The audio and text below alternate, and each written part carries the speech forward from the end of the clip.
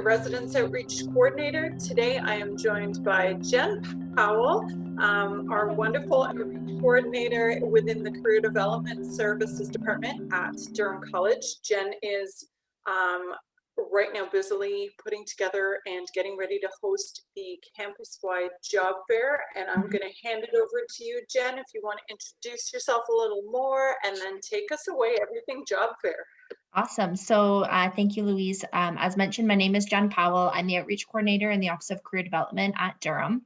And really, I wear two hats. I wear an internal relations hat where I promote our services to students, faculty, alumni, and then externally, I promote our services to employers. And right now, that's really what my focus is promoting all of you, whether you are, starting out at your time at Durham or about to graduate, about all the amazing students and grads that we have coming out of our school. I coordinate our large job fair, which is called a career fair this year with Ontario Tech University. So yeah, it's a career fair this year. We changed the name just because obviously there are a lot of employers and industries that are struggling at this time. So there may be some employers that are interested in coming to build brand awareness that aren't hiring this minute, but as soon as the pandemic is over or as soon as they're able to hire on their staff back, if they've had to lay off, then they're going to hit the ground running with those grads that they've met at the fair. So we have actually 117 employers attending so far. That's a record. It's a record. A record in a pandemic. So that, number one, makes me so happy. The employers are recruiting for part-time, full-time, contract, summer, internship, co-op. So that's what I was saying is really, no matter where you are within your program, there are opportunities that may be of interest to you. So whether you're, taking university program, whether you're at the college, whether you've graduated and you're a couple of years out and you're still looking for work, or you're looking to pivot or get a new role, please come to the fair. We would love to have you. And the nice thing actually with doing this on Zoom, I can actually share my screen and show the students who is coming, right? Would that be okay to do? Amazing. Yes, yeah. Please. Okay. Yeah. So I have it all pulled up just to be on the safe side. Oh, but it's disabled. Brett, can you let me share? And if I can do that, then what I can actually show you is, number one, how to register. And then number two, I can take you right to the link to show you all the employer profiles. And you can see that you can do your research prior to the fair so that on March 11th from 1 to 4, when you do join, you know who you're going to visit, where they are, how to get there. You've done your research. You've got some good questions, which should all really help when it comes to the day of the fair. So let me pull this up here. So I'm going to share my screen. And I'm going to go over to our online guidebook, which is, we'll go here. And is this accessible, Jen, for both Ontario Tech U and DC? Is this a one-stop shop for? So this is from the Durham perspective, but OnTech has the same platform. It's just called a different name. And so you click on the visual that you get as soon as you log into the portal, and that will bring you right over to the event page. And then you would click register here. I already have registered to do a little test run. Yeah. And then we give you a whole bunch of information, and OnTech's information is the exact same about the fair itself, what will be included in the employer profiles, how to stand out, things to do for your research, as well as all the prep events that we have running to help students get ready to go in advance, which are running from March 1st to the 11th. And they are actually open to both Durham as well as OnTech students. So OnTech events are open to Durham. Durham events are open to OnTech students. So we're collaborating that way as well to make sure everybody's really well prepared. And then the actual list of the employers, you can click on this link right here, which will bring you over to our online guidebook. And the online guidebook list, as you can see, it's filtered right now by all employers, so it's alphabetical. And you can see all the employers, like I said, 117 of them that are coming to the fair, right? I know, yeah. I'm so pumped. Yeah. And you can then choose your cluster. So depending on what you're in, let's say you're a skilled trade student, we don't break it down to the program specific, it's just to your industry. And then these employers have indicated when they registered that they are recruiting or in the skilled trade industry and looking to speak to graduates. So these are all the skilled trade employers that are coming, for an example. And let's say Miller Group is a place that you're interested in working. You can then click on that employer. You see their logo, a little description about the company itself. going to their website, what they're hiring for, what types of roles they are. And then on the actual day of the fair, all you have to do is click this link and you'll join in with a recruiter from the employer. And it's like that for every single one of the employers. So Jen, what do you think the expectation is from employers in terms of should students have anything, readily available to them from a tech Yeah. standpoint of like a resume that they can share a screen, or is that not maybe the expectation, or what have you heard? So what we said to employers is that we recommend that they all have somewhat of like a standard presentation ready to do, so that if they do get a large group of students, just like at an in-person fair, they can do their overall spiel, right? If, however, though, there's one person in the virtual meeting at that time, or they've used the breakout room option to have then recruiters meeting with people individually, it's definitely a good idea to have your resume on hand in a digital form, because you may be able to actually apply right at the fair when you're in that breakout room style. And that's another great point to mention, is that we've told the employers, we understand some people are super tech savvy, some people are not, some know how to use breakout rooms and some don't. Some have one recruiter that's available to come, others have 5. So depending on how that recruiter or that company has decided to structure their booth, it's up to them. So if they decide they want to use breakout rooms and have one-to-one conversations, fill your booths. If you only have one person that's able to come to that fair and you're only going to be able to be hosting group conversations, that's okay too. We just want to be able to get as many employers here virtually on campus to give the students and the alumni as much opportunity to gain employment in their field as humanly possible. And that was our goal. That's awesome.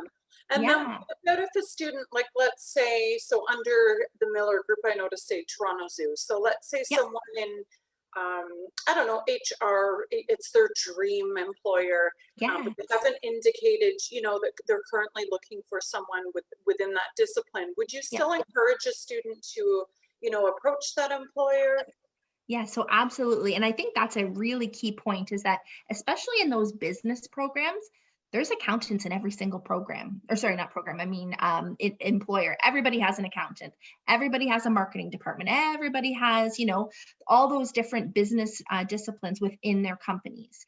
As when you also think about like the Toronto Zoo, that they have skilled trades, they have security, they have animal care, they've got all their promo people, they've got tour guides. So it hits on so many different areas, and they may not be coming today to recruit for that specific role, but having the opportunity to have a conversation with someone who works at that location in a human resources capacity is invaluable.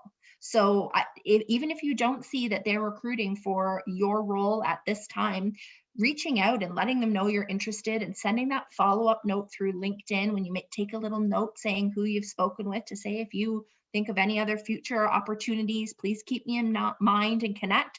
Those are ways that you're networking, right? And what may not be an apparent perfect fit right away may be a perfect fit in the future. Yeah, I totally agree with that. I mean, and Mhm. and the other part to that too is, if we've got first years, second years, third years, fourth years, depending which Yep. institution, how many years respective programs are, Mhm. would you encourage anyone from any year to attend, even if they're feeling, not maybe job ready, or, Yeah. um, Absolutely. And that's the other thing that we've said to employers. And I've sent this to every single one of them that have registered and said, we're inviting all. You may get people who are interested to find out, future potential. You may get students who are coming on that aren't really looking for a job, but they're just kind of feeling things out, and they may not put their cameras on. They may not have a conversation. They might just be there to listen. We may have students who are using their cameras because they're in a situation where they're comfortable doing so. But there may be students who want to correspond with you via chat because maybe they're living with 5 other people and it's really noisy, or they're just not comfortable in their background. So to not take those types of things into account when you're having those interactions with students, because we don't know what everybody's living situation is like. And that's been notified to every employer that's coming. So I think that they have really realistic expectations.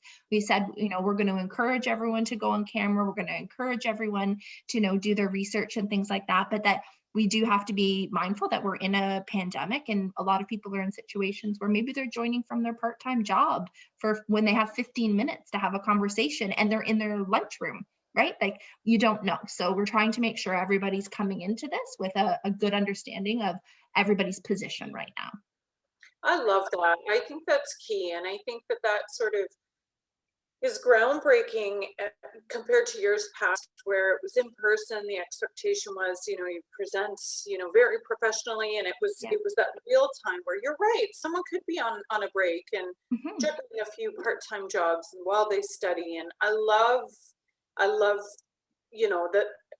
that technology allows for that, Yeah. right? So that it's okay to join from say your phone in the break room, that no one's going to judge that. And Exactly. And we encourage that. If you only have 15 minutes and you're working or you have class or whatever it may be, and you can only hop on for 15 minutes, do it.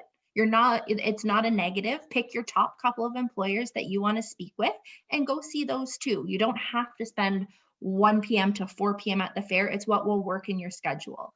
And the other piece too is that guide that I shared will be up after the fair. So if you're not able to come on the day of and you see that you can apply via email and here's the link to their jobs page, apply that way and let them know that you had class and that's why you weren't able to attend the fair. You really would have loved to have been there, and that goes to show that you're going that extra mile afterwards if you weren't able to come in person. I love that. Yeah. And then in terms of, pre-event, you had Mhm. a bunch of activities listed. I love that it's open to all students. Mhm. I didn't really catch the list very well when Yeah, we pulled it up. I'm just wondering, could we I'll go pull through it back up. it? Yeah, that'd be awesome. Yeah, 1 second. 'Cause I know you guys always do a really good variety of events, and I'd love for our students to have a peek at that. So can you see over here? Yes. Okay, so every day from the 1st to the 11th, which is this coming Monday through to the 11th, which is the day of the fair, from 11 to 11:30, I'm hosting a virtual walkthrough of the platform for students and alumni to get a feel for it, to learn how to filter. You can filter by discipline. You can type in an employer's name. There's a bunch of different ways that you can actually filter so that you can understand and make the most of your time. We're doing a LinkedIn profile webinar open to both institutions, how to ace that virtual interview once you've gotten one, how to set up your background, about your lighting, types of questions that you might be asked. They still do panels sometimes on virtual interviews, which people don't necessarily know the different types. We're doing an IG Live, Instagram Live with one of the field placement officers to talk about how field placement is really preparing you for your career and all those like nuggets that maybe you didn't realize that you're gaining in school to then be able to translate into work experience, resumes, your about section, your pitch, like everything is so transferable. How to craft your pitch. You have 30 seconds to talk to someone and tell them why you're in your industry, what you're taking, and what you can do for them. So we're helping students to put those pitches together so you can be a little more confident when you're having the conversations with employers. And then we're hosting resume drop-in sessions. And those are for students that have a resume already, that's the key, that are looking to just have it reviewed. They're 15 minutes, and those drop-in sessions from Durham's perspective are just for Durham students, and OnTech is doing their drop-in sessions, but all of the webinars are all open to everybody. That's amazing. And so are these like, is there a sign up required for the sessions? Can they, Yeah. our students? Yeah, so if you go to at Durham specifically, and again, OnTech is set up the same, you go to the events and workshops section of the portal. And then if you just scroll down to the time frame, so you can see it's pretty jammed coming up to the fair. So Yeah. this is the fair itself that the students can register for. And then these from the 1st all the way through to the 11th are all the prep sessions. So you can take a look and see which ones you're interested in attending. You can then click on those and register.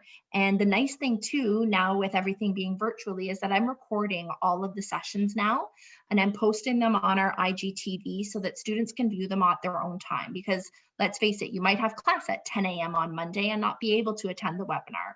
So we're posting it on LinkedIn and getting a huge amount of hits of people being able to access that material, which you may never would have been able to had it been in person. So tons of different events that we have going as well.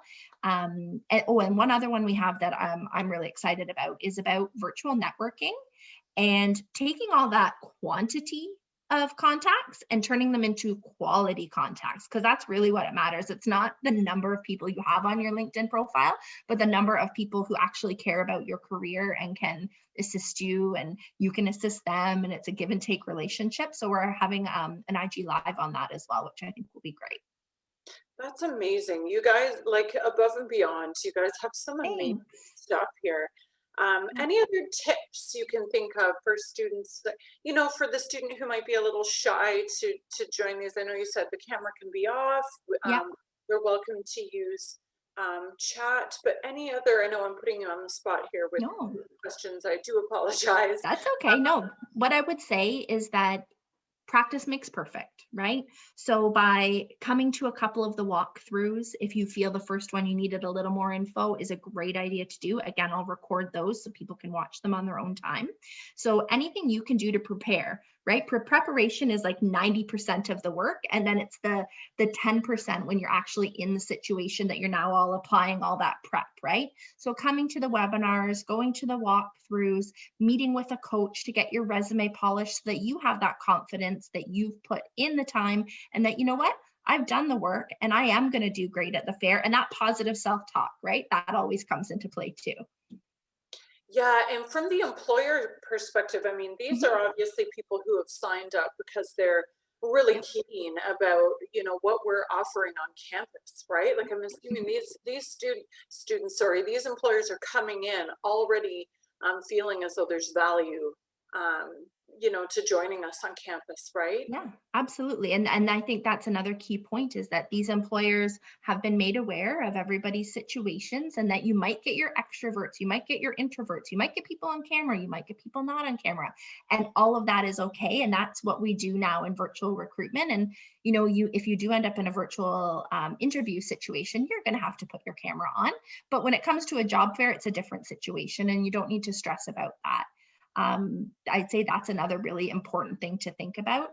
And that, even if you just come and get a feel for things and you do your reach out afterwards, that's okay too. Really, whatever works for you, as long as those employers are having their needs met and the students are getting the opportunities that they're looking for after graduation or for the summer. Some of the roles that are up there are not for a specific program area at all. Like, we have someone who has started a painting business through Canada Summer's job. So she's got a grant and she's looking to hire a bunch of people to paint houses all summer. So that's an opportunity too, right? We really have something, I think, for most areas.